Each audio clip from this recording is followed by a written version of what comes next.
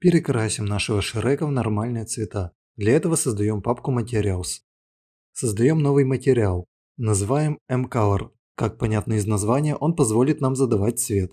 Создаем ноду цвета. Для этого удерживаем тройку и кликаем в пустом месте. Это работает с цифрами от единицы до 4, но для цвета нам нужно всего 3 канала. Цвет по умолчанию можно изменить. Материал создан. Теперь создаем экземпляр этого материала. Называем его какой-нибудь частью тела, например, MI Hair Front. Если не знаете, экземпляр материала нужен для того, чтобы постоянно не дублировать сам материал, а менять в нем только определенные параметры, в нашем случае цвет. Открываем, а в нем пусто. Нет, ну не совсем пусто, но нашего цвета в нем нет. В ярости возвращаемся обратно в материал и пытаемся понять, почему нет параметра, который мы создали. Осознаем, что параметр мы не создали, поэтому создаем его. Называем Color. Проверяем экземпляр материала. Параметр цвета, конечно, появился, но лежит он как-то не по фэншую. Возвращаемся в материал и указываем параметру нормальную группу. Теперь все красиво. Переносим экземпляр материала в папку с материалами персонажа и начинаем дублировать его, то есть создаем замену старым материалом.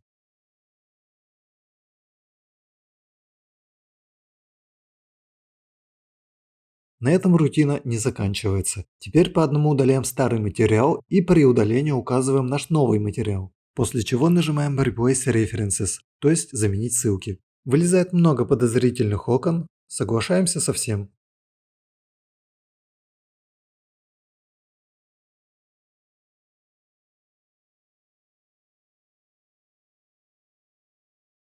Замену мы, конечно, закончили, но теперь у нас проблема с волосами. Они рисуются только с одной стороны. Возвращаемся в главный материал и замечаем, что у материала есть привлекательный флажок Two-Sided. Более того, он даже будет работать сразу, без всяких фокус-покусов. Однако небольшой нюанс у него все-таки есть. При включении увеличивается количество инструкций. С учетом того, что большинство наших материалов односторонние, нет смысла включать этот флажок в основном материале. Поэтому дублируем материал и добавляем Postfix Two-Sided, и уже в нем включаем этот флажок. У нас всего два двусторонних материала. Это волосы и волосы. Поэтому заходим в них и меняем родительский материал на двусторонний. Проблема решена. Теперь открываем материалы и красим персонажа в любые цвета. Мы забыли настроить материал, а именно убрать спекуляр и roughness. Поэтому открываем оба материала и выкручиваем спекуляр в 0, а roughness в 1. Цвета стали сочнее, и нагрузка должна была чуть-чуть снизиться. Можно переключить режим Slid на Unlit, так удобнее подбирать цвета. Сделаем дубликат материала и поменяем Default Lit на Unlit. Unlit это просто заливка цветом, и тени на ней не отображаются. Цвет нужно переподключить в Emissive Color. Материал назовем Unlit Color. Также создадим двусторонний вариант. Если у вас слабый компьютер, то можно поменять родительский материал в материалах персонажа. Сейчас это выглядит как что-то между и, но когда добавим постобработку, то будет лучше. Это я из будущего, опять врет. Наш Unlit Color материал гораздо дешевле Color материала. Я же вернусь к первому варианту. В прошлый раз мы не установили размер капсулы персонажа, поэтому займемся этим. Выбираем компоненту капсулы, и если вы еще помните, то в Blender мы установили рост персонажа 150 см. Тут же в поле требуется указать половину высоты капсулы. Подключаем нейроны мозга и пишем в поле 150 делить на 2. Теперь капсула идеально подходит персонажу. Вот только персонаж не вписывается в капсулу, поэтому выбираем персонажа и опускаем его на ту же высоту, то есть в Z пишем минус 75. Ширину подгоняем на глаз. Вот теперь капсула настроена. Пора переходить к чему-то интересному. Времени у нас еще много, поэтому займемся управлением. Я создал шаблонный проект с видом от третьего лица. Управление камерой и перемещением мы возьмем из него. Что ж, начнем. Создаем папку Input и в ней создаем Input Action. Это будут наши команды. Move – это движение персонажа. Look – это управление камерой. Jump – прыжок. Zoom – приближение и отдаление камеры. Activate – это действие. Aim – прицеливание. И Shoot – это стрельба. На текущий момент нам пока хватит этих действий. Теперь включаем мозг. Нам на выбор доступно 3 типа значений. Первый – это Bool, то есть кнопка либо нажата, либо нет. Например, прыжок. Обычно большинство кнопок именно этого типа. Второй – Axis 1D. Это какое-то число. Например, когда будем приближать камеру, то это число будет 1. Когда отдалять, то -1. Третий – Axis 2D. Это уже два числа. Например, движение мышкой или нажатие клавиш движения. Теперь переходим к нашим действиям и пытаемся разобраться, кто есть кто. Действие Activate, то есть активация. По сути, кнопка E. Ей никаких чисел не надо, она либо нажата, либо нет. Действие Aim, то есть прицеливание. То же самое, мы либо прицеливаемся, либо нет. Действие Jump, то есть прыжок. То же самое, либо прыгаем, либо нет. Действие Look, то есть движение камерой. Вот тут мы двигаемся по двум осям. И влево, и вправо, и вверх, и вниз. Получается, что это Axis 2D. Действие Move, то есть перемещение. То же самое, мы двигаемся и вперед, и назад, и влево, и вправо. Тоже Axis 2D. Действие Shoot, то есть стрельба. Либо нажато, либо нет. Оставляем Bool. Действие Zoom, то есть приближение и отдаление камеры. Нам нужно понимать, мы увеличиваем или уменьшаем камеру, поэтому Bool нам точно не подходит. Он возвращает только признак нажатый или нет. А вот Axis 1D подойдет идеально. Если крутим колесико вверх, то получаем 1. Если вниз, то -1. Теперь мы настроили Input Action, мы их больше трогать не будем. Хорошо, создали мы команды и что дальше? Все просто, давайте подключим какое-нибудь действие к персонажу и проверим. Добавляем событие Move и подключаем к ней printString, чтобы убедиться, что она работает. Компилируем, запускаем. Какое-то движение есть, но это, к счастью, не наш персонаж, иначе видео бы закончилось раньше. Двигается стандартная пешка. Создаем гейммод и называем его как-нибудь типа GameDefault или GameBase. Он нужен только для того, чтобы указать в нем нашего персонажа. Возможно, он умеет что-то еще, но нам это не интересно. Пусть это своим друзьям показывает. Настроили, проверяем. Ничего не изменилось. Теперь движок не знает про существование гейммода. Заходим в настройки проекта, Maps and Mods и в самом верху указываем наш еще тепленький GameDefault. Можно проверять. Теперь все прекрасно. Кривокоса – это уже точно наш случай. Персонажу надо добавить камеру.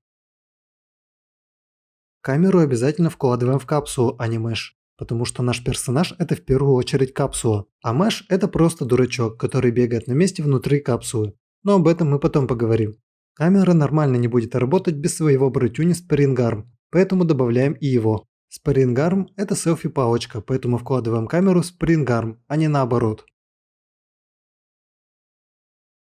Обнуляем положение для камеры и селфи-палочки. Можно добавить немного смещения, но давайте для начала проверим, как есть. Выбираем селфи-палочку и добавляем смещение по оси Z. Проверяем. Так уже лучше.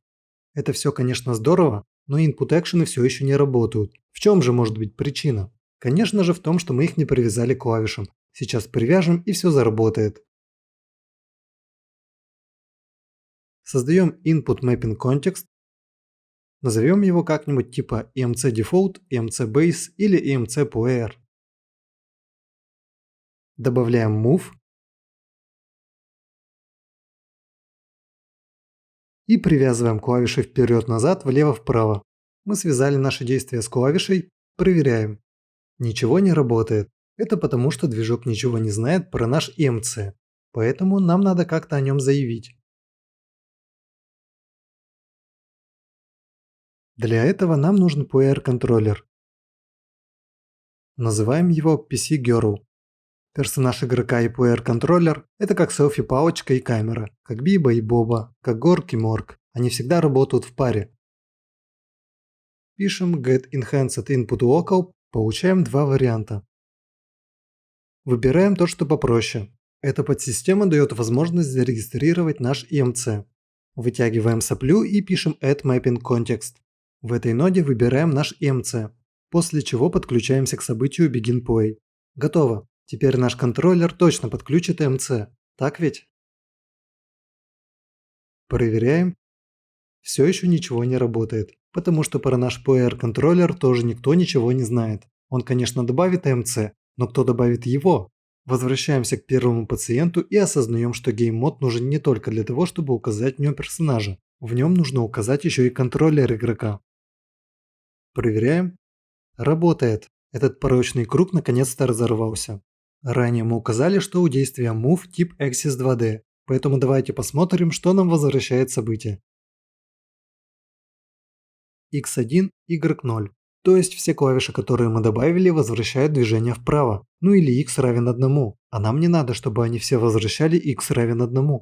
V должна возвращать 0,1, S 0-1, A -1 0 и D 1 0. Во всем нужно искать плюсы. По крайней мере, клавиша D у нас уже настроена, а это уже половина половины работы. Давайте мыслить логически. Что такое движение влево? Это движение вправо, но наоборот. То есть, чтобы двигаться влево, нам нужно инвертировать значение. Этим сейчас и займемся. Открываем клавишу A и модифицируем ее, то есть изменяем выходное значение этой клавиши. Нам нужен модификатор negate, то есть инверсия. Сохраняем, проверяем.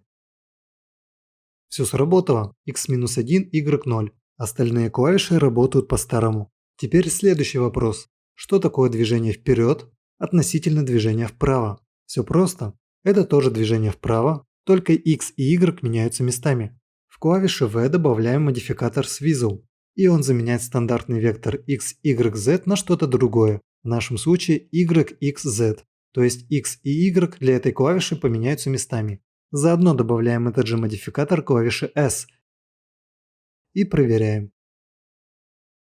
Теперь V и S возвращают X0, Y1. Осталось накинуть инверсию для клавиши S, чтобы Y был -1. И мы закончили самый сложный input. Проверяем. Теперь все клавиши работают даже в паре. А вот с геймпадом все гораздо проще. Добавляешь сосочек и все сразу работает. Пока не пропал азарт, добавляем следующее действие Hook. В качестве кнопки выбираем маус XY 2D Axis. Тут же добавляем еще Jump. И в качестве клавиши устанавливаем пробел. И бежим проверять. Добавляем Hook. Также добавляем Print String. И по аналогии с Move суем в него значение, которое нам передает событие. Добавляем Jump. В его Print String пишем Jump. Можно проверять. Прыжок работает. Движение мышки тоже корректное. Еще попрошу обратить особое внимание, что обозначения X и Y меняются. Это пригодится нам позже. Клавиши мы настраивали не для того, чтобы стринги смотреть. Поэтому добавляем реальное управление. Берем Control Rotation, разбиваем Pin. Берем Right Vector, разбиваем Pin. Соединяем X и Z, да вы и так все сами видите. Я не советую в это вникать, это делается один раз в жизни и больше никогда не вспоминается. Вообще вся сегодняшняя настройка после материалов взята из стандартного шаблона от третьего лица. Я специально ограничился в видео 3 действиями Move, Look и Jump, потому что эти 3 действия там есть. Если что-то забудете, можете искать там. Мне важно было сегодня рассказать об объектах типа GameMod, PR-контроллер и EMC, чтобы вы хотя бы поверхностно понимали их назначение и как они взаимодействуют между собой, и что каждый этот объект нужно где-то регистрировать. Перемещение закончили. Теперь вращение. Подключаем все как в инструкции. Проверяем. Работает, но только наполовину, как мы и любим. Ранее я просил обратить внимание, что при движении мыши оба значения X и Y меняются. То есть проблема не в вводе, а в персонаже. Большая часть подобных проблем связана с флажками. Они любят играть в прятки, прячутся, а ты потом их полдня ищешь. В данном случае проблема в селфи-палочке. Включаем флажок Use Pawn Control Rotation, и фиксики быстро нам все починят. Проверяем. Работает. Мы с вами не австралийцы, поэтому идем в EMC и инвертируем ось Y для мыши. Проверяем. И теперь все идеально. Остался прыжок. В шаблоне подключают две ноды. Это Jump и Stop Jumping. Вы можете сделать так же, я себе оставлю только Jump. С инпутами нужно еще поэкспериментировать.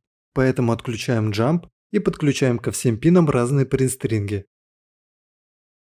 Проверяем, как оно работает из коробки. Сообщение нужно читать снизу вверх. То есть один раз выполнился started, затем много триггеред, и когда отпускаю кнопку, один раз выполняется completed. Добавим какой-нибудь триггер. Я часто использую Prest. То же самое, но только одно срабатывание у каждого. Возьмем релист. Проверяем. Похож на первый вариант, только вместо триггера теперь ongoing. В общем, тут можно хорошо потыкаться, либо просто спросить нейронку. Я возвращаю свой jump и добавляю в конец print string.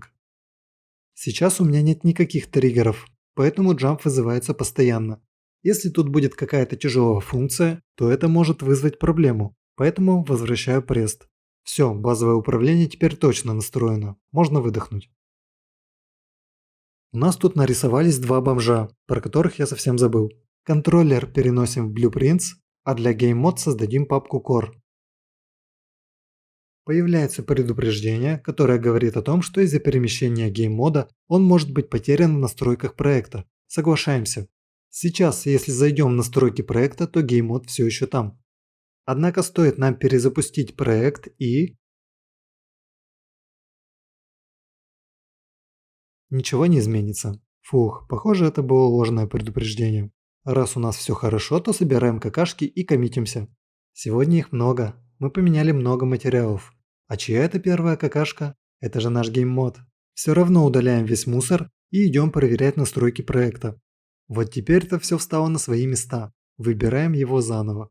Обратите внимание, что сюда записались еще 3 пациента. Это 2 уровня и в самом низу поселился GameInstance. С последним мы пока не работали, но если кого-то из них переместить в другую папку, то история с пустым полем повторится. Поэтому заглядывайте сюда время от времени. Последняя правка. Давайте переместим все input actions в отдельную папку Actions. Закрываем движок и идем коммититься. Проверяем, что нет ничего лишнего, даем какое-нибудь название и коммитимся.